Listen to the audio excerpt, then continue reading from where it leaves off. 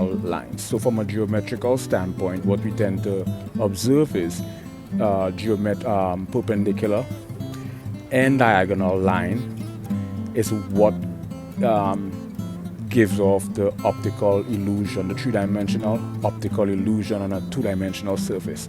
And this three-dimensional optical illusion on a two-dimensional surface is illustrated from a geometric standpoint is when you have these yeah, I don't want into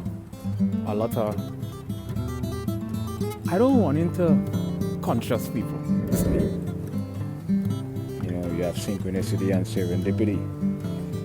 You know, synchronicity is when there's a correlation between mutually exclusive events or scenario, or a correspondence in event or occurrence center, synchronicity. So ambiguity means indecisiveness.